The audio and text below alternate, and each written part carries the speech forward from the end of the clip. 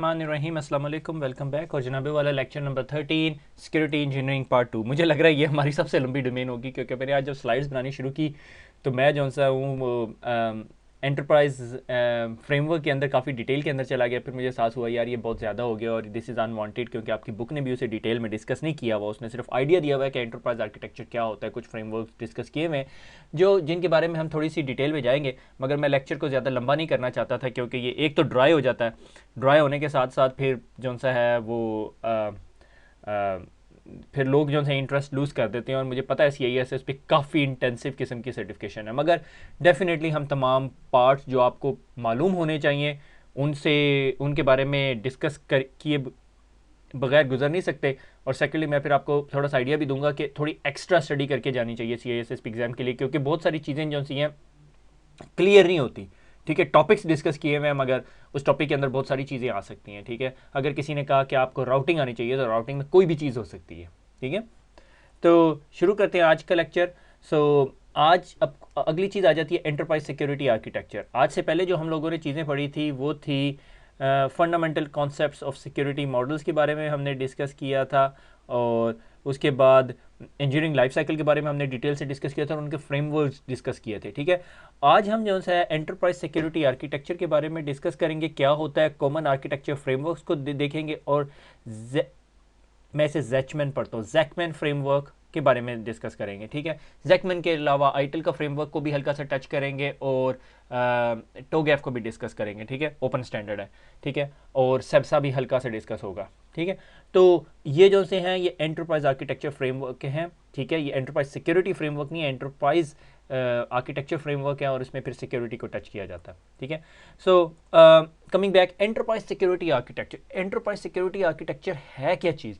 ठीक है, एक कंपनीज के अंदर मल्टीपल सिक्योरिटी आर्किटेक्ट्स हो सकते हैं, एक सिक्योरिटी आर्किटेक्ट हो सकता है, 4 डिफरेंट फ्रेमवर्क्स के आर्किटेक्ट हो सकते हैं depending upon the company size और बिजनेस के सोल्यूशन। मगर अभी हम ये समझ के चलते हैं कि हमारे पास एक कंपनी है और वो 3 या 4 डिफरेंट काम करती है, और उस कंपनी ने एक सिक्योरिटी आर्किटेक्ट रखा हुआ है जिसे हम टेक्नोलॉजी गुरु कहते हैं, और वो कंपनी का सिक्योरिटी आर्किटेक्चर डिफाइन करता है। implements the building block of information security infrastructure across the entire organization. जो building block of information security है वो डिफाइन करता है। ठीक है, building block of information security infrastructure है वो डिफाइन करता है। ठीक है, कि कंपनी के अंदर बेसिक जो ग्राउंड अप जो सिक्योरिटी है वो गुंदी भी होनी चाहिए, यानी प्रॉपरली इंप्लीमेंटेड होनी चाहिए। ये उस बंदे की रिस्पॉन्सिबिलिटी है कि कोई भी टेक्नोलॉजी आ रही है, कोई भी डिज़ाइन आ रहा है, तो उसके अंदर वो सिक्योरिटी का पॉइंट ऑफ व्यू देखेगा। ठीक है, और इट्स वेरी स्पेशलाइज्ड जॉब और काफ़ी वेल पेड किस्म की जॉब होती है, मगर इसके लिए आपको बहुत सारी चीज़ों का पता होना चाहिए। से फॉर एग्जांपल, इसकी एग्जांपल यूँ लेता हूँ कि अगर मेरे पास एक कंपनी है और वो जो सा है सॉर्ट ऑफ सर्वर्स हैं उसके अंदर बहुत सारे। ठीक है, किसी किस्म का काम करते हैं उसमें सर्वर्स हैं बहुत ज़्यादा, तो उसको फिर VMware, सैन एनवायरनमेंट, सिस्को के डाटा सेंटर्स या कोई डाटा सेंटर टेक्नोलॉजी अगर यूज़ हो रही है, उन तमाम चीज़ों का बहुत अच्छी तरह अंदाज़ा होना चाहिए।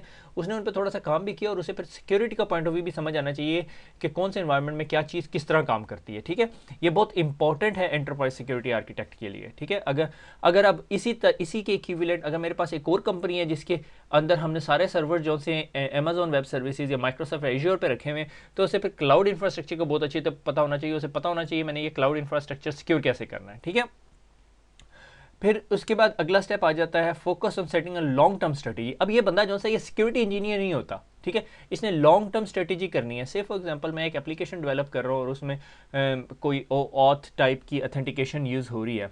ठीक है, और वो उसको पता चलता है कि यार ये जो आर्किटेक्चर या ये फ्रेमवर्क है ऑथेंटिकेशन का is not valid for next application that is coming up, तो वो उस चीज़ को फिर ज़रा डिस्कस करके और सॉर्ट आउट करके बेस्ट रिकमेंडेशन सजेस्ट करेगा। ठीक है, तो long term strategy security services in the enterprise, तो उसका फोकस ये नहीं होता कि कौन सी फायरवॉल लगानी है। मोस्टली वो रिकमेंड करता है, सिक्योरिटी आर्किटेक्ट से जो डिज़ाइन आता है वो रिकमेंडेशन होती है कि उसमें क्या कुछ हार्डवेयर हैं हम वो देखेंगे, मगर उसका मेन फोकस होता है कि कंपनी की लॉन्ग टर्म स्ट्रेटेजी क्या है। से फॉर एग्जाम्पल एक छोटी सी पॉइंट ले रहे हैं कि कंपनी ने अपने जो मेन हेड ऑफिस में एक फायरवॉल लगा दी। ठीक है, से फॉर एग्जांपल पालो ऑल्टो लगा दी। ठीक है, पालो अल्टो लगा दी, ठीक है।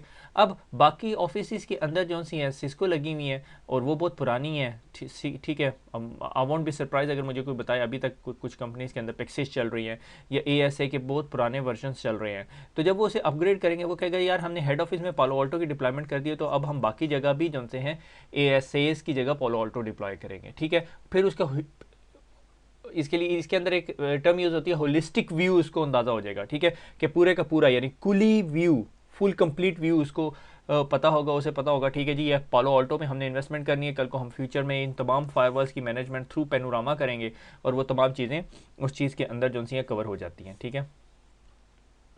अच्छा, उसके बाद यानी ये बात समझ आ गई कि एंटरप्राइज सिक्योरिटी आर्किटेक्चर जो है वो एक चीज़ नहीं है, वो बिल्डिंग ब्लॉक है of information security of infrastructure across the entire organisation, पूरी की पूरी ऑर्गेनाइजेशन के अंदर, और वो फोकस करता है लॉन्ग टर्म स्ट्रेटेजी के ऊपर, ठीक है। ये नहीं है कि यार आज फायरवॉल लगा दो, अच्छा जी ये प्रॉब्लम आ रहा है एंटीवायरस ला दो, ठीक है। उसमें बड़ी पिक्चर होती है, 3 4 5 साल का लॉन्ग टर्म प्लान है, ठीक है।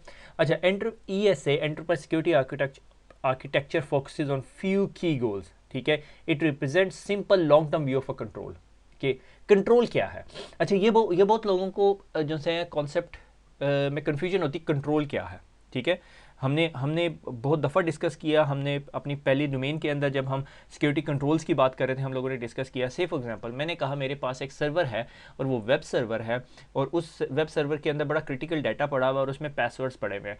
हम कहते हैं हम इसके ऊपर क्रिप्टोग्राफिक कंट्रोल लगा देते हैं, एक टेक्निकल कंट्रोल लगा देते हैं, ठीक है। टेक्निकल एडमिनिस्ट्रेटिव कंट्रोल हमने बहुत डिटेल में पढ़े हुए हैं, ठीक है। टेक्निकल कंट्रोल लगा देते हैं और वो टेक्निकल कंट्रोल क्या करेगा, वो कंट्रोल ये काम करेगा कि उस डाटा को इनक्रिप्ट कर देगा, ठीक है। ये कॉन्फिडेंशियलिटी होगी, ठीक है। कॉन्फिडेंशियलिटी जो सी है, हमने ये हमारा जो डाटा ब्लॉक है इसके ऊपर हमने सीक्रेट डाटा पड़ा हुआ और इसकी कॉन्फिडेंशियलिटी के लिए हमने क्या किया, हमने उसके ऊपर एक टेक्निकल कंट्रोल लगा दिया। वो टेक्निकल कंट्रोल क्या कहता है, क्रिप्टो, ठीक है, क्रिप्टोग्राफी, कि हमने उसे डाटा को इनक्रिप्ट कर देना, ठीक है। ये हमारा कंट्रोल लग गया। अब एक ऐसा डाटा यार वो इतना इंपॉर्टेंट नहीं है, अगर लीक आउट भी हो जाए तो कोई मसला नहीं है, मगर थोड़ी सी सिक्योरिटी कंट्रोल लाइटर होना चाहिए। तो हम उसके अंदर क्रिप्टोग्राफी के अंदर से फॉर एग्जांपल हमने उसे कहा जी AES इनक्रिप्ट कर दिया, ठीक है, 256, ठीक है। मगर वो हम कहते हैं यार it's not a big deal, तो हम इसको जो है हल्की इंक्रिप्शन लगा देते हैं, ठीक है, डैसी लगा देते हैं, ठीक है। हमें पता है कि वो इतनी वर्थ नहीं करती किसी के लिए, ठीक है। So that depends. कुछ जगहों पे आप लोगों ने पासवर्ड सेव करने हैं, आप कहते हो यार MD5 कर दो। सॉरी मेरे अंगूठे पे आज चोट लगी हुई है तो मैं वो पेन थोड़ा डिफरेंटली पकड़ा हुआ है, ठीक है। MD5, ठीक है। तो ये MD5 कंट्रोल लगा दिया। MD5 बड़ी आसानी से डिलीट हो क्रैक हो जाता है, हमने कहा SHA लगा देते हैं, ठीक है। अब हमने कहा नहीं यार SHA से ऊपर चले जाते हैं, Bcrypt लगाते हैं, ठीक है। तो डिपेंडिंग कि आपका डाटा किस किस्म के, आपने किस किस्म के डाटा को सिक्योर करना है उस तरह आपने कंट्रोल लगाने हैं, ठीक है। आगे चलते हैं। अच्छा ये तो हो गया। It provide a unified vision of common security control, holistic figure, जिस तरह मैं अभी आपको पालो अल्टो के point of view, unified vision होना चाहिए। ये नहीं होना चाहिए कि आधों के अंदर एक किस्म की सिक्योरिटी लगाई हुई है, आधों में एक किस्म की सिक्योरिटी लगाई हुई है, ठीक है ना। से फॉर एग्जांपल इसमें एक और ऊपर का पॉइंट को कवर करते हुए इसको भी थोड़ा सा कवर कर लेंगे कि हम लोगों ने कहा कि फायरवॉल्स हैं, फायरवॉल में मिसकन्फिगरेशन हो जाती है, very important point.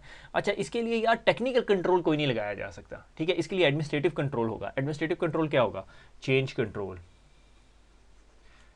Control mechanism, ठीक है। कि फायरवॉल्स हमारे पास जितनी फायरवॉल्स लगी हुई हैं उन सब के ऊपर अगर किसी ने कोई चेंज करनी है तो वो सबसे पहले चेंज कंट्रोल बोर्ड से अप्रूवल लेगा, उसके बगैर उस फायरवॉल के अंदर चेंज नहीं कर सकता। That is called change control mechanism. अभी एडमिनिस्ट्रेटिव कंट्रोल है, ये टेक्निकल कंट्रोल किसी तरह नहीं है, ठीक है। अच्छा, तो और अब अगर चेंज कंट्रोल अगर एक फायरवॉल के ऊपर कर रहे हैं तो बाकी फायरवॉल्स के ऊपर भी चेंज कंट्रोल मैकेनिज्म होगा, तो that is called a unified vision होना चाहिए, ठीक है। अच्छा, it leverage existing technology investment. अगर हमारे पास एक एग्जिस्टिंग टेक्नोलॉजी है जिसमें हमने इन्वेस्टमेंट की भी है तो उसको यूज़ करेगा। ये नहीं होगा कि सिक्योरिटी आर्किटेक्ट आता है मैनू जी पालो अल्टो पसंद है या मैनू सिस्को पसंद है या मैनू एक और आ रही है आजकल जूनिपर चेक पॉइंट पसंद है। आजकल नहीं, आजकल जूनिपर वालों ने मारना है मुझे पकड़ के ठीक है। तो एग्जिस्टिंग टेक्नोलॉजी जो भी है उसके हिसाब में अगर इन्वेस्टमेंट है, फॉर एग्जांपल मुझे एक जगह एक नया बिजनेस, हमारे जो एग्जिस्टिंग बिजनेस था वो एक और बिजनेस की एक्विजिशन कर रहा था। अब उस बिजनेस ने लेटेस्टली सिस्को ASA की जो है X सीरीज़ जो नई फायरवॉल्स हैं वो इम्प्लीमेंट की हुई थी। तो मैं उधर गया, मैंने कहा अच्छा ठीक है, आप लोगों ने अगर इधर इन्वेस्टमेंट की है that's fine, we are Juniper house, we are check point house, तो अभी आप ये इन्वेस्टमेंट इधर ही रहने दें, हम इस firewall according to my understanding, I am not bias person, ये फायरवॉल बिल्कुल बेहतरीन काम करती, कोई मसला नहीं है। जब ये इन्वेस्टमेंट खत्म हो जाएगी, ये फायरवॉल रिप्लेस करने लगेंगे, तो वी विल मेक श्योर कि दिस इज यूनिफाइड। तो मुझे पता है कि हमें काफ़ी पीछे से काफ़ी कुछ चेंज करना पड़ा, ठीक है। तो लेवरेज द एग्जिस्टिंग टेक्नोलॉजीज और investment, it provide a flexible approach to current and future thread and also need of the core functions, कि ये फ्लेक्सिबल अप्रोच होती है इसके अंदर, सिक्योरिटी आर्किटेक्चर के अंदर उसमें काफ़ी ऑप्शंस होते हैं जो आप जो से एडजस्ट कर सकते हैं एज पर द रिक्वायरमेंट, ठीक है। ये नहीं होता कि हाँ जी इधर ही केबल प्लग इन करनी है, जहाँ मर्जी केबल प्लग इन करनी है, मगर मेक श्योर करना है वहाँ पे पोर्ट कंट्रोल लगे हों, मैक एड्रेस सिक्योरिटी हो और सारा कुछ, ठीक है। ये आपका एक 5000 फीट व्यू हो गया एंटरप्राइज सिक्योरिटी आर्किटेक्चर, कि आपको पता चल गया एंटरप्राइज सिक्योरिटी आर्किटेक्चर होता क्या है। अब आ जाते हैं रिजल्ट, ठीक है। अच्छा, right architecture for the company that is, right architecture company के लिए क्या हो सकता है, ठीक है। An effective security program that recognize that all information is not equal and constant in term of value and risk over time. Risk based company है, उसके पास 5 किस्म का डाटा पड़ा हुआ है, ठीक है। से फॉर एग्जांपल, इसकी एग्जांपल क्या लेते हैं, अच्छा इसकी एग्जांपल लेते हैं, मेरे पास एक कंपनी है जो सॉफ्टवेयर बनाती है और उसका सॉफ्टवेयर बिकता है, ठीक है। तो मेरी सॉफ्टवेयर बेस्ड कंपनी है, ठीक है। तो मेरे पास एक टाइप ऑफ डाटा है सॉफ्टवेयर कोड, अगर ये कल को कंप्रोमाइज़ हो गया तो हम सारे फारिग हैं, सबकी जॉब चली जाएगी। तो सबसे हाई प्रायोरिटी का डाटा है ये, ठीक है, इसे मैं क्रिटिकल कहता हूँ। फिर उसके बाद जो सा है कोई डेवलपमेंट इंफॉर्मेशन है, कि डेव ऑप्स इंफॉर्मेशन टाइप की चीज़ है, ठीक है, इसको मैं कहता हूँ हाई। फिर उसके बाद जो सा है कस्टमर डाटा या कस्टमर फीडबैक वगैरह हो गई, ठीक है। और इस हाई के अंदर मैं फाइनेंस का डाटा भी डाल देता हूँ, ठीक है। और लास्टली जो है हमारी पब्लिक इन्फॉर्मेशन। अब ये 4 किस्म का डाटा है, इसे कहते हैं क्लासिफिकेशन ऑफ डाटा, ठीक है। हम इसको बड़ी डिटेल में पढ़ेंगे, मेरे ख्याल में हमने डिस्कस भी किया हुआ ऑलरेडी, ठीक है। अब आपने ये सारी चीज़ों के ऊपर सिमिलर लेवल ऑफ कंट्रोल लगाएंगे तो बहुत एक्सपेंसिव सिक्योरिटी हो जाएगी, ठीक है ना। तो आपने मेक श्योर करना है कि अप्रोप्रिएट क्लासिफिकेशन के हिसाब से लगानी है। All information is not equal, ठीक है, और constant in term of value and risk over time, ठीक है। इसके जो लेवल ऑफ रिस्क है वो इस level of risk customer information पे नहीं है, ठीक है। कस्टमर इन्फॉर्मेशन पे आपको वो नहीं लगाना पड़ेगा, इसको आप कोशिश करोगे कि इनक्रिप्टेड फॉर्मेट हो, इसकी यूज़र अथेंटिकेशन 2 फैक्टर लगाओगे, और बहुत सारा कुछ हम आगे थोड़ा सा डिस्कस करेंगे, सिंगल साइन और रिड्यूस साइन ऑन में क्या फ़र्क होता है, ठीक है। तो ये बहुत इंपॉर्टेंट पार्ट्स हैं। अच्छा, फिर इसे हम आगे चलते हैं, अगला पॉइंट है ये एंटरप्राइज सिक्योरिटी आर्किटेक्चर रिजल्ट। जब एंटरप्राइज सिक्योरिटी इंप्लीमेंट हो जाता है तो आपके पास ये रिजल्ट आने शुरू हो जाते हैं कि आपके पास क्लासिफिकेशन ऑफ डाटा हो गई, फिर आपने जो सा है क्रिटिकल डाटा के ऊपर सेपरेट कंट्रोल्स लगा दिए, लेस क्रिटिकल के ऊपर सेपरेट कंट्रोल्स लगा दिए, ठीक है। An effective security program that applies the right technology to protect the most critical assets, जो पॉइंट हम पहले डिस्कस कर चुके हैं, ठीक है। With quality processes that reduce the risk to the acceptable business level, ठीक है। अच्छा, इसके लिए मुझे एक रिस्क डायग्राम, मेरे ख्याल में मैं बहुत दफ़ा बता चुका हूँ कि ये एक रिस्क मॉडल है, ठीक है। लाइकनेस ऑफ एक्सप्लॉइट, लाइकलीहुड और जो है रिस्क लेवल, ठीक है। हमारे पास एक चीज़ है जिसका रिस्क लेवल ये है, एक चीज़ ये है, एक चीज़ ये, एक ये, और एक टर्म यूज़ होती है कंपनी रिस्क एपिटाइट, कि कंपनी जो है इस रिस्क को एक्सेप्ट कर सकती है। इससे जो higher level of risk company कहती है वो मेरे बस की बात नहीं है। तो हम ये तमाम रिस्क को इस बाउंड्री के अंदर लेकर आना चाहते हैं, ठीक है, ये तमाम रिस्क को इस बाउंड्री के अंदर, ताकि हम एक्सेप्टेबल रिस्क बन जाए, ठीक है। तो इन तमाम रिस्क को जो रिड्यूस करने के प्रोसेस भी एंटरप्राइज सिक्योरिटी आर्किटेक्चर हेल्प करता है आपको, कि आपने आइडेंटिफाई किया, आइडेंटिफाई करने के बाद हमने रिस्क को रिड्यूस किया। जब रिस्क मॉडल की बात कर रहे थे इंफॉर्मेशन सिक्योरिटी गवर्नेंस के अंदर, तो हम बात कर रहे थे उसको लेकर आना, उसको कम करना, वो यहाँ पर हो रहा है एंटरप्राइज सिक्योरिटी आर्किटेक्चर के अंदर, कि आइडेंटिफाई किया ये रिस्क, अब इसके ऊपर कंट्रोल्स लगा रहे हैं हम, ठीक है। तो हर चीज़ के ऊपर सिमिलर कंट्रोल नहीं लगेंगे, कोई चीज़ जो यहाँ पे पड़ी हुई है उसके ऊपर कंट्रोल लगाने की ज़रूरत नहीं है, वो ऑलरेडी हमारी एक्सेप्टेबल रिस्क रेंज के अंदर है, उसकी क्लासिफिकेशन पब्लिक है, कोई मसला नहीं है, ठीक है। Security program that include regular management review, ये बहुत इंपॉर्टेंट है, जिसके अंदर कंपनी ऑडिट आ सकते हैं, मैनेजमेंट रिव्यू आ सकती है। मैनेजमेंट क्या करती है? मैनेजमेंट इज़ नॉट कंसर्न कि काशिफ रोज़ लॉगिन होकर फायरवॉल चेक करता है, यानी मैनेजमेंट इज़ कंसर्न कि हमारे पास जब भी वेबसाइट आती है तो हम उसका पेनिट्रेशन टेस्ट करते हैं। कंपनीज की वेबसाइट का रेगुलर पेनिट्रेशन टेस्ट आता है, अगर कंपनी की वेबसाइट के अंदर वल्नरेबिलिटी है तो वल्नरेबिलिटी पैच होती है। कंपनी को सिर्फ नज़र आना चाहिए जी काशिफ जो है अपना टाइम पूरा कर रहे हैं, ठीक है। तो working as intent and process can adapt change the value changes in value and risk over time, कि अगर कल को कोई हमने प्रोसेस बनाया हुआ है और उस प्रोसेस को थोड़ा सा चेंज करना पड़े तो हम कर सकते हैं। अगर हमारी कंपनी की कंप्लायंस रिक्वायरमेंट हो तो कंप्लायंस रिक्वायरमेंट से फॉर एग्जांपल PCI DSS 3.0 ने कह दिया कि जी अब आप एंटीवायरस के साथ एक एंड पॉइंट प्रोटेक्शन मैकेनिज्म भी लगाओ जो हिप्स टाइप की कोई चीज़ हो, तो क्या हम लगा सकते हैं या हमारे पास कोई लिमिटेशन है? ठीक है, this is measured and monitored as part of a system assurance program. System का एक एश्योरेंस प्रोग्राम होता है, इंफॉर्मेशन सिक्योरिटी एश्योरेंस प्रोग्राम होता है जो हर साल रन होता है, एक स्पेसिफिक ऑडिट करता है, आपको ला के देता है रिपोर्ट सारा कुछ। ठीक है, डिपेंडिंग के हर कंपनी डिफरेंट तरीके से इस तरह की चीज़ों को डील करती है।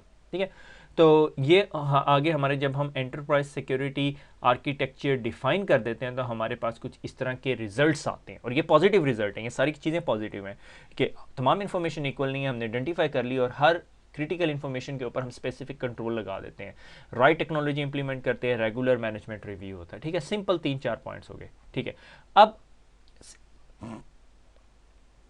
एंटरप्राइज सिक्योरिटी आर्किटेक्चर के अंदर डिफाइन एंड मेंटेनेंस, कि आपने डिफाइन कर दिया आपकी क्या रिक्वायरमेंट है, आपने क्या मैनेज करना है और उसको फिर मेंटेन भी करना है। ऐसा नहीं होना चाहिए। रियल लाइफ में क्या होता है, रियल लाइफ में मैं आपको बताता हूँ, कंपनी के अंदर एक बंदा आता है, वो कंपनी का सिक्योरिटी पोर्टफोलियो मेंटेन करता है, फिर वो आहिस्ता आहिस्ता आहिस्ता आहिस्ता गिरना शुरू हो जाता है। ठीक है, फिर कोई हैक होता है या कोई मसला क्रिएट होता है, फिर दोबारा वो कंसल्टेंट हायर करते हैं, वो फिर उठा के ऊपर लेके जाता है, फिर थोड़ा दिन चलता है, फिर ये यूँ होता है। ठीक है, तो कंपनी का आर्किटेक्चर क्या होना चाहिए, डिफाइन कर दिया और फिर मेंटेन हो रहा है। ठीक है, वो उससे नीचे नहीं आता। ठीक है, ऐसा प्रैक्टिकल लाइफ में बहुत रेयर होता है कि बिल्कुल स्ट्रेट लाइन आ रही हो। ठीक है, तो basic understanding of all strategic directions of an organisation, तो एंटरप्राइज सिक्योरिटी आर्किटेक्चर या आर्किटेक्ट जो सा है, यहाँ आर्किटेक्ट की बात नहीं हो रही, मगर आर्किटेक्चर जो भी डिफाइन कर रहा है, ठीक है, वो सीसो हो सकता है, इंफॉर्मेशन सिक्योरिटी मैनेजर हो सकता है, एंटरप्राइज सिक्योरिटी आर्किटेक्ट हो सकता है, कुछ भी हो सकता है। Architect is not a management level post, management level post seesaw level की होती है, मगर ये सीसो के नीचे होता है कहीं बैठा हुआ।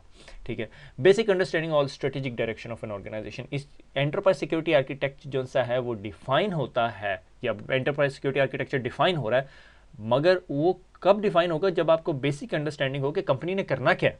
से फॉर एग्जांपल, वंस अगेन मेरी कंपनी सॉफ्टवेयर कोड बनाती है। अब सॉफ्टवेयर कोड हमने जो है पब्लिश करना शुरू करना है, हम जा रहे हैं जी एशियन टेरिटरी में। ठीक है, और एशियन टेरिटरी की जब भी बात होती है तो चाइना की बात होती है। ठीक है, तो हम चाहते हैं कि ये जो हमारा सॉफ्टवेयर है ये क्रैक ना हो। ठीक है, अब अगर बिजनेस को नहीं, बिजनेस चाइना जा रहा है और उसने एंटरप्राइज सिक्योरिटी को नहीं बताया, तो क्या होगा, क्या होगा कि आपका सॉफ्टवेयर वहां जाएगा, क्रैक हो जाएगा, you will fail the business. ठीक है, तो बिजनेस ने जब आपको बताया तो आप पहले फाइंड आउट करोगे कि हमने ये सॉफ्टवेयर की इनकैप्सुलेशन कैसे करनी है, रैपिंग कैसे करनी है, हमने मेक श्योर करना है कि सॉफ्टवेयर क्रैक ना होता हो। ठीक है, तो सब्सक्रिप्शन बेस्ड लाइसेंस की स्टोरी डाल लोगे आप। ठीक है, अच्छा, तो ये एक इंपॉर्टेंट चीज़ है। तो strategic direction of an organisation की कंपनी ने करने क्या लगी है, कंपनी करेगी क्या अगले 2 सालों में, 3 सालों में या 5 सालों में, तो वो पता होना चाहिए आपको। और वो एज अ आर्किटेक्ट आपको नहीं पता होगा, एज अ सीसो आपको पता होगा, और सीसो आपको फीडबैक करेगा। Key business driver and technology position are also documented, कि कौन से की बिजनेस ड्राइवर्स हैं और टेक्नोलॉजी पे हम कहाँ होना चाहते हैं, क्या हमें वीडियो कॉन्फ्रेंसिंग सोल्यूशन चाहिए, अगर चाहिए तो हमें किस लेवल का चाहिए, क्या हमारे वर्कर्स को वर्क फ्रॉम होम की कैपेबिलिटी चाहिए, चाहिए तो कैसे चाहिए, आप उसको सिक्योर कैसे करोगे, कितने लेवल की सिक्योरिटी चाहिए, अगर कोई लॉग इन कर रहा है तो उसको किस लेवल की एक्सेस चाहिए, क्या यूज़र गूगल ड्राइव यूज़ करेंगे, अगर गूगल ड्राइव यूज़ करेंगे तो क्या वो अपने पर्सनल अकाउंट से गूगल ड्राइव बना के डाटा शेयर कर लेंगे विद एवरीवन एक्सीडेंटली, तो क्या करोगे आप लोग। ठीक है, तो आपको तमाम चीज़ों को पता होना चाहिए। अब ये मैं चीज़ें इतनी डिटेल में नहीं जा रहा क्योंकि आप लोगों को पता होगा कि ये उस लेवल की सर्टिफिकेशन नहीं है। ठीक है, वरना गूगल ड्राइव में डाटा किसी का रखना is a big deal, big companies no no no story हो जाती है अगर आप बैंक में काम कर रहे हैं। करंट सिक्योरिटी पॉलिसी क्या है, स्टैंडर्ड्स क्या हैं, ठीक है, और क्या प्रोसेस यूज़ होता है डाटा गैदरिंग के लिए, और फिर डाटा गैदर किया जाएगा, फिर आप इंटरव्यूज़ करोगे। ठीक है, फिर इंटरव्यूज़ के बाद आप फाइंड आउट करोगे किस किस किस्म का डाटा पड़ा हुआ है और वो आपस में लिंक कैसे हुए हैं, फिर उनकी डॉक्यूमेंटेशन करोगे। तो ये आपने डिफाइन कर लिया, हाँ भाई हमारी कंपनी के पास 5 किस्म का डाटा पड़ा हुआ है, इसको क्लासीफाई करते हैं 3 टाइप्स के अंदर। ठीक है, कंपनी सीक्रेट, कॉन्फिडेंशियल और पब्लिक। ठीक है, कुछ लोग कहते हैं 4 करना है, इसमें आपको लीगल की इनपुट चाहिए होगी और बहुत सारी इनपुट चाहिए होंगी। फिर आप उन 4 के ऊपर करोगे, अच्छा जी अब बताओ क्रिटिकल डाटा कहाँ कहाँ पड़ा हुआ है, जहाँ जहाँ जिस जगह जाता है हम मेक श्योर करेंगे उसकी ऑडिटिंग अच्छी हो, ऑथेंटिकेशन उसकी अच्छी हो, कॉन्फिडेंशियलिटी आप मेंटेन करेंगे, इंटेग्रिटी आप मेंटेन करेंगे, अवेलेबिलिटी मेंटेन करेंगे। एक कंपनी में गए, वो सॉफ्टवेयर को कोड बनाती थी। अब होता क्या था, वो कंपनी ने 3 फ्लोर्स लिए हुए थे। ठीक है, एक जी फ्लोर 1 के ऊपर थे, एक फ्लोर 3 के ऊपर थे और एक फ्लोर 7 के ऊपर। ये 3 फ्लोर्स थे और उनकी फिजिकल सिक्योरिटी आउटस्टैंडिंग थी। अब मसला क्या था, यहाँ पर डेवलपर उनके कोड लिखते थे और यहाँ से उन्होंने एक केबल खींच के 7वें फ्लोर पे लेके गए हुए थे, यहाँ पे एक छोटा सा हब लगा के और उसके साथ एक मिनी सैन रखी हुई थी और ये सारा डाटा यहाँ कॉपी हो रहा था। गए हम ड्यू डिलीजेंस कर रहे हैं, बैठे में बात कर रहे हैं। मैंने कहा अच्छा मुझे ये बताओ कि अगर ये बिल्डिंग फारिग हो जाए तो डाटा किधर जाएगा। और वो जो कंपनी का मालिक था, CEO था, क्योंकि हम उस कंपनी को के साथ कुछ डील करने जा रहे थे, ठीक है, तो वो कहता he didn't have any answer.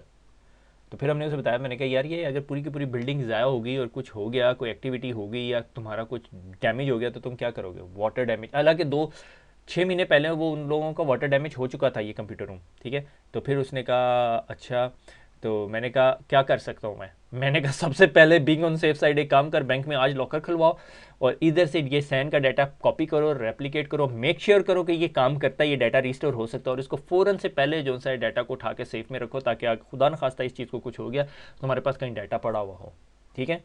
तो आई होप उन्होंने किया हो। करंट सिक्योरिटी पॉलिसीज, अच्छा दिस विल प्रोड्यूस, अगर जब आप ये सारा काम कर लोगे, इंटरव्यूज़ कर लोगे, स्टेक होल्डर से बात कर लोगे, लोगों से बात करोगे, कंपनी की डिफरेंट ऑर्गेनाइजेशन यूनिट से बात करोगे, सबसे इन्फॉर्मेशन लेके क्या क्या डाटा कहाँ कहाँ पड़ा और वो लिंक कैसे हो रहा है, ये सारी इन्फॉर्मेशन इकट्ठी करने के बाद this will produce a comprehensive set of requirement for security services. हाँ जी, अब आप बताओ आपको क्या चाहिए। हाँ जी, हमारा ये डाटा है। फिर एक क्वेश्चन आजकल बहुत सारे लोग पूछते हैं क्या कभी आपका डाटा कंप्रोमाइज़ हुआ है, ठीक है। फिर आप इंसिडेंस रिस्पॉन्स प्लान में भी वो चीज़ ऐड कर सकते हो, सारा कुछ, ठीक है। Start with the conceptual model. अब आपने कंसेप्चुअल मॉडल बना दिया, ठीक है। इसमें वो कंसेप्चुअल मॉडल पता है किस किस्म का होता है, ये डाटा पड़ा है, ये डाटा पड़ा है, ये डाटा पड़ा है, ये इसके अंदर जा रहा है, ये इस डाटा के साथ लिंक हो रहा है और ये डाटा जो सा है पब्लिकली एक्सेसिबल है, ठीक है, कुछ इस तरह का। इसमें कहीं फायरवॉल की पिक्चर नहीं बनेगी, कहीं कुछ नहीं बनेगा, ठीक है। फिर include high level logical model with की सर्विसेज। की सर्विसेज आपने डिफाइन कर दी, हम वेब सर्विसेज प्रोवाइड करते हैं, हम कस्टमर सर्विसेज प्रोवाइड करते हैं, हम लोग कॉल सेंटर सर्विसेज प्रोवाइड करते हैं, जहाँ से हमें पैसे कहाँ से आते हैं। सिंपल इसका रूल सर पता है कि कंपनी पैसे कहाँ से बनाती है, दैट्स द कोर कंपोनेंट, ठीक है। कंपनी अगर गेम कोड बनाती है, कंपनी अगर एप्लीकेशंस बनाती है, कंपनी अगर पिज़्ज़ा डिलीवर करती है, कंपनी अगर रिटेल सर्विसेज ऑफर करती है, कंपनी अगर ऑनलाइन सेलिंग करती है, तो आपकी डिपेंडिंग अपॉन योर सर्विसेज क्या क्या होगा, ठीक है। Component model and physical model, फिर आप कंपोनेंट जोड़ना शुरू कर देते हो कि अच्छा ये कंपोनेंट है, ये सर्विसेज हैं, ये आपस में इस तरह लिंक होती हैं, फिर वो कंपोनेंट फिजिकल मॉडल हो जाता है और ये मोर ग्रैनुलर होता है। इसमें अब फिजिकल मॉडल के अंदर फिर जो सा है आप और डिटेल में जा सकते हैं। यहाँ पर अब आप फायरवॉल की डायग्राम और ये सारा कुछ कर सकते हो, ठीक है। अच्छा, फिर उसके बाद इसी प्रोसेस के अंदर जब आप ये एंटरप्राइज सिक्योरिटी आर्किटेक्चर को डिफाइन एंड मेंटेन कर रहे होते हैं, अब ये daily day in day out jobs हो रही है। Document the current model and new implementation security model, और इनके दरमियान गैप एनालिसिस करोगे कि जो पुराना मॉडल था उसमें जी 5 सिक्योरिटी कंट्रोल्स या 5 क्रिटिकल प्रॉब्लम्स थी और 6 जो से हैं वो नॉर्मल प्रॉब्लम्स थी और 7 जो से हैं वो हाई लेवल प्रॉब्लम्स थी। अब जो से सिस्टम में 0 क्रिटिकल है, 2 नॉर्मल हैं और 3 हाई लेवल है। तो ये गैप एनालिसिस हो गया और इनको फिक्स कैसे किया, ठीक है। How to prioritise the gaps, या आप बताओगे कि अगर जो नया मॉडल जो बन रहा है उसमें ये सॉल्यूशंस होंगे, अब इनके दरमियान जो गैप है उसको प्रायोरिटाइज कैसे करना है। हाँ जी, कंपनी कहती है ये जो 5 क्रिटिकल है ना, इनमें से ये जो पहले 2 क्रिटिकल है ना, ये बहुत इंपॉर्टेंट है क्योंकि ये जो क्रिटिकल प्रॉब्लम्स है ये हमारे क्रिटिकल डाटा के साथ है। वो जो बाकी जो 3 प्रॉब्लम्स हैं वो हमारे पब्लिक डाटा के साथ है, उसको सबसे आखिर में कर दो, उसके बाद तुम हाई लेवल के ये 3 सॉल्व करो, ठीक है। ये बिजनेस आपको बताएगा, ठीक है। How to prioritise the gap part of a company strategy, 3 या 5 साल के अंदर आपने ये तमाम चीज़ें कैसे फिक्स करनी है, ठीक है। ये लॉन्ग टर्म प्लान आगे, ठीक है। अच्छा, अब एंटरप्राइज सिक्योरिटी आर्किटेक्चर के अंदर कॉमन सिक्योरिटी सर्विसेज होती हैं, ठीक है, कि एंटरप्राइज सिक्योरिटी मॉडल को जो है 3 या 4 सर्विसेज में डिवाइड कर दिया, ठीक है। यानी ये पूरी की पूरी आपकी कंपनी सिक्योरिटी मॉडल को डिफाइन करेगी। बाउंड्री कंट्रोल सर्विसेज, ठीक है। अब बाउंड्री कंट्रोल सिर्फ इंटरनेट पेरीमीटर नहीं हो सकता, ठीक है। Information from one system to another system या जोन्स, ठीक है। अगर जो सा है डाटा सेंटर से डाटा पब्लिक नेटवर्क पे जा रहा है, पब्लिक नेटवर्क से लोकल नेटवर्क के अंदर आ रहा है, लोकल से वायरलेस नेटवर्क पे जा रहा है। अब वायरलेस नेटवर्क पे जो डाटा जा रहा है उस पर डिफरेंट कंट्रोल्स होंगे, अगर कॉपर पे जा रहा है तो कहीं और होंगे, और आउटसाइड द कंपनी क्लाउड पे जा रहा है तो कोई डिफरेंट कंट्रोल्स होंगे। तो ये बाउंड्री कंट्रोल सर्विसेज है कि एक बाउंड्री से डाटा आपका निकल के दूसरी बाउंड्री में जब जा रहा है तो क्या लिमिटेशंस हैं, क्या रिस्ट्रिक्शंस हैं, किस तरह आप उस चीज़ को कंट्रोल करते हो, किस तरह आप उस चीज़ को ऑडिट करते हो, ठीक है। तो ये एक्चुअली बाउंड्री कंट्रोल सर्विसेज होगी। फिर आगे एक्सेस कंट्रोल सर्विसेज। अब अच्छा चलो आपने बाउंड्री तो डिफाइन कर दी, आपको पता चल गया कि कौन सी सर्विस कहाँ पर है। अब एक्सेस कंट्रोल कैसे करनी है, अथेंटिकेट कैसे कर रहा है भाई यूज़र ने पासवर्ड के साथ कर रहा है, यूज़र ने पासवर्ड डिजिटल सर्टिफिकेट के साथ कर रहा है, कोई सिक्योरिटी टोकन चाहिए, क्या चाहिए, ठीक है। सिंगल साइन ऑन क्या होता है कि अगर मेरे पास ये 4 सर्विसेज चल रही हैं, 1 2 3 4 या 5, ठीक है, अब 5 सिस्टम चल रहे हैं सही, ठीक है। अब अगर मैं ये यहाँ पे बैठा हूँ, से फॉर एग्जांपल सिस्टम बनाते हैं जी, सिस्टम डिज़ाइन करते हैं, ठीक है। हॉस्पिटल सर्विसेज है, ठीक है। हॉस्पिटल सर्विसेज में एक है जी पेशेंट इंफॉर्मेशन, पेशेंट इन्फो, ठीक है।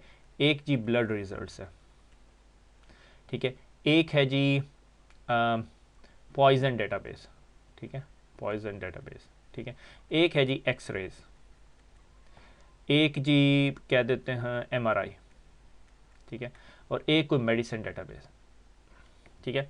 और ये आपके डॉक्टर साहब बैठे हुए हैं यहाँ पे, ठीक है। अब आप एक पेशेंट डॉक्टर के पास आता है, ठीक है, ये परेशान और इसको कफ हो रही है, ठीक है, कफ हो रही है, ये डॉक्टर के पास आया, डॉक्टर इसको चेकअप करता है, चेकअप करने के बाद पुरानी पेशेंट इन्फॉर्मेशन लॉग चेक करता है और अपना यूज़र नेम पासवर्ड देता है, एंटर करता है, पेशेंट इन्फॉर्मेशन चेक करता है। फिर इसने ब्लड टेस्ट दिए होते हैं तो ब्लड पैथोलॉजी सिस्टम में लॉगिन करता है, फिर यूज़र नेम पासवर्ड देता है। फिर एक्सरे उसका पुराना होता है तो एक्सरे चेक करता है, फिर उसको मेडिसिन देने के लिए प्रेस्क्रिप्शन सर्विसेज में लॉगिन करता है। डॉक्टर कितनी दफ़ा लॉगिन करेगा, 4 दफ़ा। मैं कहता हूँ यार ऐसा ना हो, डॉक्टर एक दफ़ा लॉगिन किया is called a single sign on, और एक दफ़ा लॉगिन करके ये सारे के सारे सिस्टम्स को एक्सेस कर सके, ठीक है। That is called single sign on process, समझ आ गई। अच्छा, अब एक और कॉन्सेप्ट है, is called reduce sign on. Reduce sign on क्या कि अब ये एक ऐसा सिस्टम है जो बहुत इंपॉर्टेंट है, ठीक है, और ये बहुत क्रिटिकल है, ठीक है। से फॉर एग्जांपल हमारा कोई सिस्टम है, अब मैं यहाँ पे कोई सिस्टम मेरे जहन में नहीं आ रहा, मगर मैं कहता हूँ XYZ सिस्टम है, बहुत क्रिटिकल है, ठीक है, जिस पे हर डॉक्टर को एक्सेस नहीं है, ठीक है। से फॉर एग्जांपल इसके अंदर जी जेनेटिक इन्फॉर्मेशन है, ठीक है, जेनेटिक मार्कर्स जिसे ये लोग कहते हैं, ठीक है, जीन्स की इन्फॉर्मेशन है, डीएनए की। ये सिस्टम बहुत क्रिटिकल है और अगर कोई इसमें लॉगिन हो तो ये पता चला सकता है इसकी पूरी फैमिली में क्या, फैमिली ट्री क्या बनती है और इसके बाप दादे चचा और बाकी रिश्तेदारों को कोई प्रॉब्लम तो नहीं थी, तो उससे वो डॉक्टर की जो से डायग्नोसिस में बड़ी हेल्प मिलेगी, ठीक है। अच्छा, तो ये जो सिस्टम है ये मैं चाहता हूँ बहुत क्रिटिकल, और ये हर डॉक्टर को नहीं मिलता, ये किसी स्पेशलिस्ट को मिलता है जो डीएनए की ट्रेनिंग की हुई है और उसने मार्कर्स आइडेंटिफाई कर सकता है और जेनेटिक स्टडी की है, उसने रिसर्च किया हमारे साथ, ठीक है। तो हमने इस डेटाबेस सिस्टम, ये बड़ी बहुत क्रिटिकल है, ये हमारे जो मार्केटिंग का आईपी है, ठीक है, इंटेलेक्चुअल प्रॉपर्टी। हम कहते हैं जी come and visit us and we will tell you कि भाई आपकी फैमिली ट्री के अंदर क्या प्रॉब्लम्स थी और आपको क्या प्रॉब्लम है, ठीक है। किसी तरह हमारे पास ये डाटा आ गया, ये डाटा कैसे आया ये अलग बात है, ठीक है, उससे एजेंसीज के पास था, वहाँ से लिया ठीक है।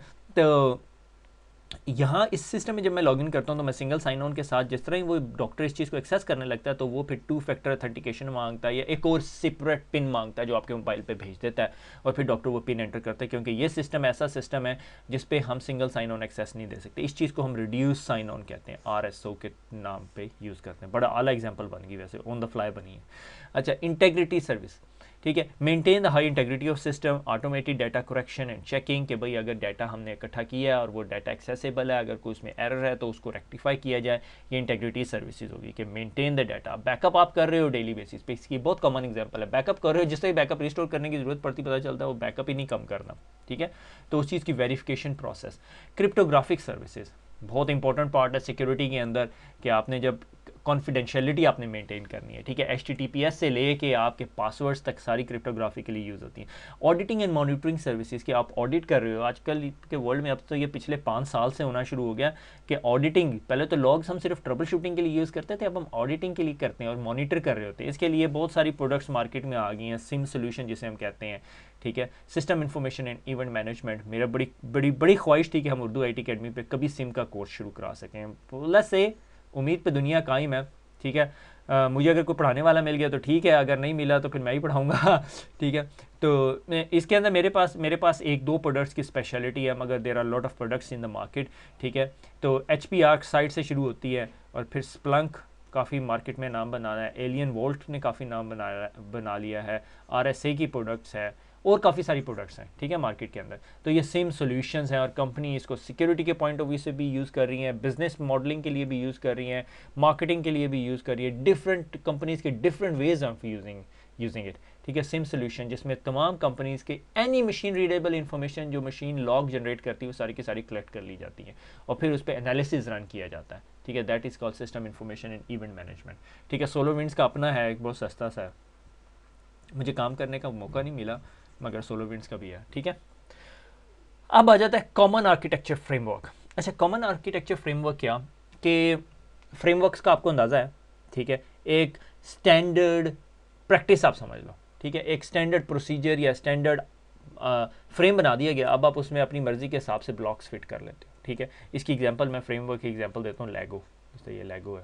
ठीक है, तो ये लेगो को अगर आप 3D में डिफ़ाइन करो तो कुछ इस तरह का बनता है। ठीक है, ठीक है, तो ये ब्लॉक बन गया। ठीक है, ये common security common architecture framework, security निकाल दो। ठीक है, अब अगर आपके पास दो बिजनेसेस हैं, एक बिजनेस है और दो आर्किटेक्चर टीम है, तो दोनों आर्किटेक्चर टीम जो डॉक्यूमेंट प्रोड्यूस करेंगे वो सिमिलर डिज़ाइन नहीं होगा, दोनों का वे ऑफ वर्किंग डिफरेंट होगा। टू मेक श्योर कि वो दोनों के दो एक जैसा ही आर्किटेक्चर फॉलो करें, एक जैसा ही प्रोसीजर फॉलो करें, तो उसके लिए हम कॉमन आर्किटेक्चर फ्रेमवर्क यूज़ करते हैं कि one architect understand the design produce by another, design must be created using a standardised methodology. तो उसके लिए हम आर्किटेक्चर फ्रेमवर्क यूज़ करते हैं। ठीक है, इसके लिए इसके अंदर बहुत सारे आर्किटेक्चर फ्रेमवर्क है। अब ये सिक्योरिटी आर्किटेक्चर फ्रेमवर्क नहीं है, एंटरप्राइज आर्किटेक्चर फ्रेमवर्क है। ठीक है, से फॉर एग्जांपल मेरी कंपनी है, इसकी एक एग्जांपल भी बना लेते हैं कि भाई ये फ्रेमवर्क की ज़रूरत क्यों पड़ती है, आर्किटेक्चर फ्रेमवर्क की ज़रूरत क्यों पड़ती है। मेरी कंपनी में एक डाटा है।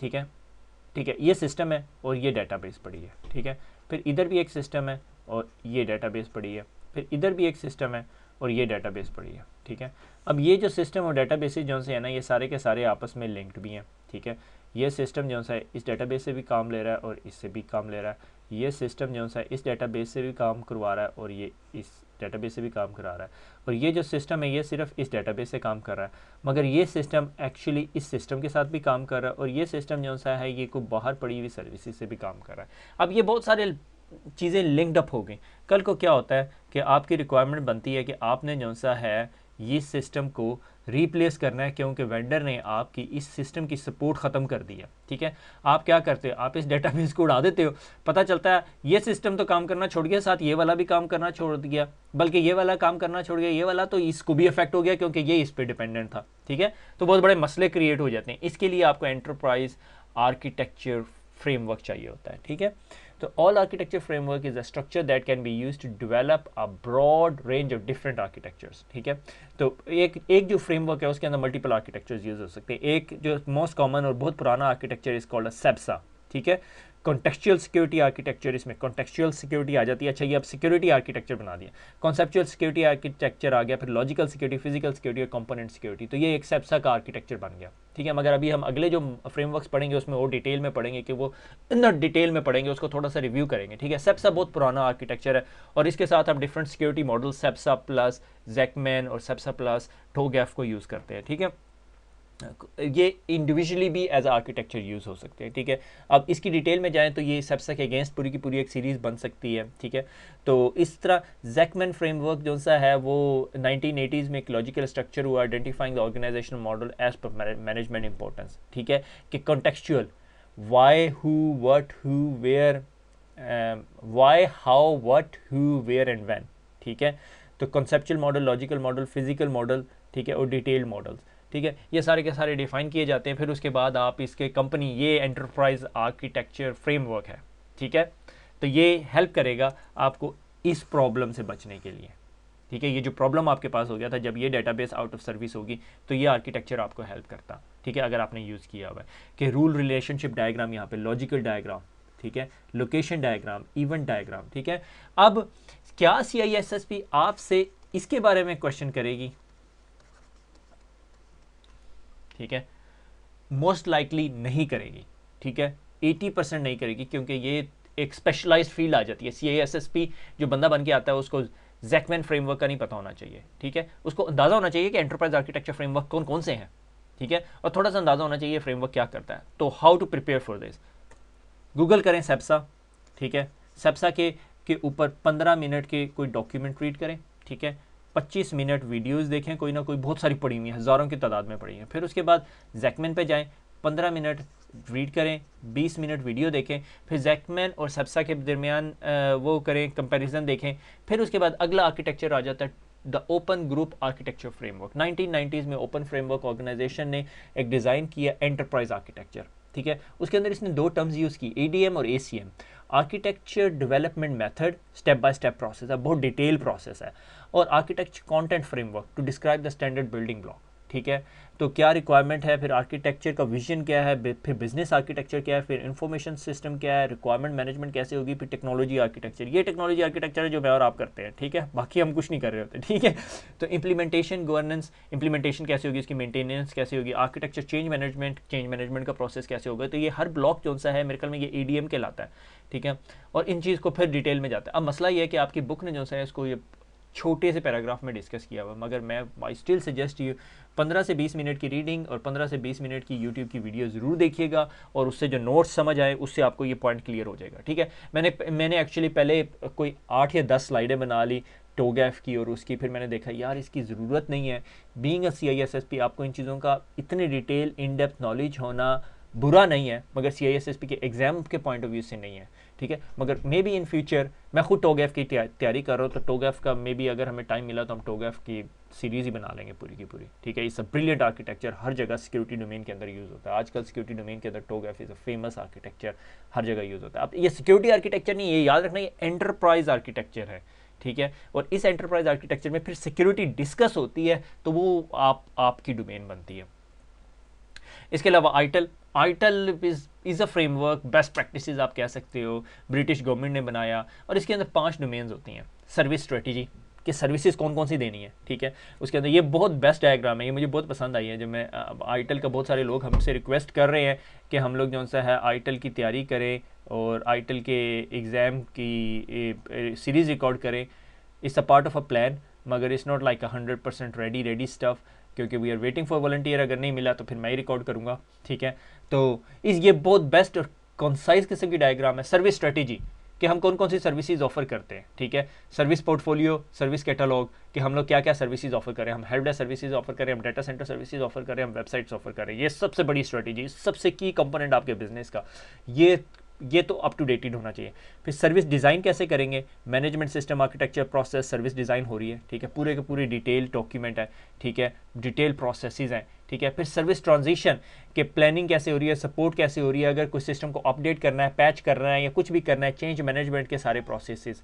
फिर ऑपरेशंस के सर्विसेज और सर्विस ऑपरेशन प्रोसेस कैसे हैं, कि हेल्प डेस्क को कॉल कैसे आएगी, कॉल कैसे प्रोसेस होगी, और ये सारा कुछ। और फिर कॉन्टिन्यूअल सर्विस इंप्रूवमेंट कि सर्विस स्ट्रेटेजी से इनपुट आई, ठीक है, और आपको मिल गई, फिर डिज़ाइन से आप ट्रांजिशन में गए, ट्रांजिशन से ऑपरेशन में गए, और फिर कॉन्टिन्यूअल इंप्रूवमेंट की जो इनपुट आ रही है, फीडबैक ले रहे हो, और फिर कॉन्टिन्यूअल इंप्रूवमेंट, फिर स्ट्रेटेजी में गई। हाँ जी, कॉन्टिन्यूअल इंप्रूवमेंट ने यह किया कि हम जो ये वेब सर्विसेज ऑफर कर रहे हैं, अगर हम वेब सर्विसेज को 3 किस्म की दे दें, हम लिनक्स की दे दें, एक विंडोज़ की दे दें, और आई डोंट केयर, ठीक है।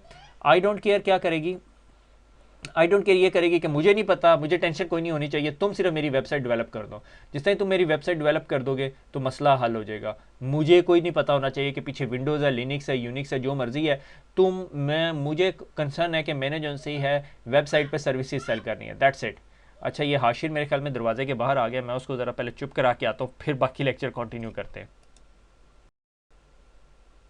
अच्छा जी, welcome back, sorry for the interruption, ठीक है। एनीवे, तो आईटिल का जो प्रोसेस है, या आईटिल का जो फ्रेमवर्क है, वो हमें बताता है कि हमने जो है आईटी ऑपरेशंस कैसे मेंटेन करने हैं, ठीक है। इसमें सिक्योरिटी भी डिस्कस होती है, ठीक है, कि भाई अगर चेंज कंट्रोल कर रहे हो तो आपने मेक श्योर करना है कि डिसरप्शन कैसी है, कॉन्फिडेंशियलिटी, इंटेग्रिटी और अवेलेबिलिटी पे बहुत ज़्यादा जोर देता है।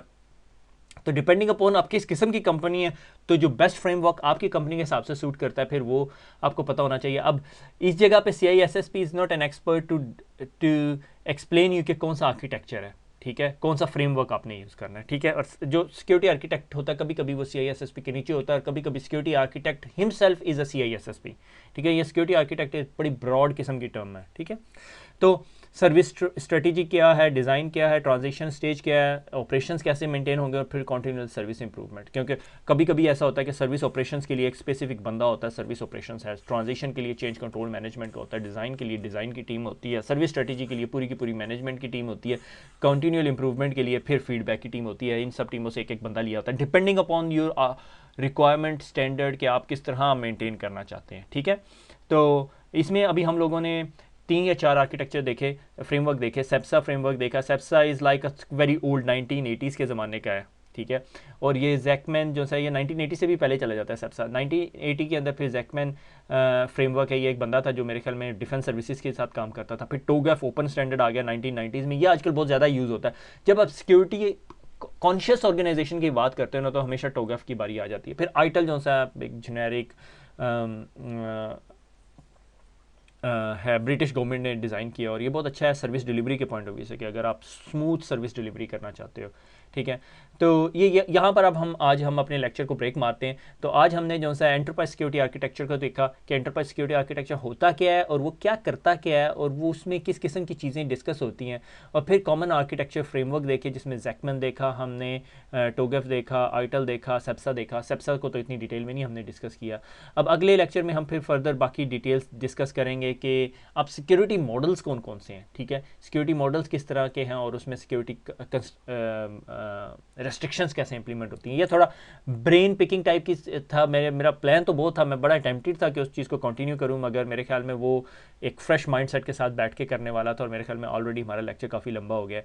तो खुश रहें, दुआओं में याद रखिएगा, फिर मुलाकात होगी। अल्लाह हाफिज़।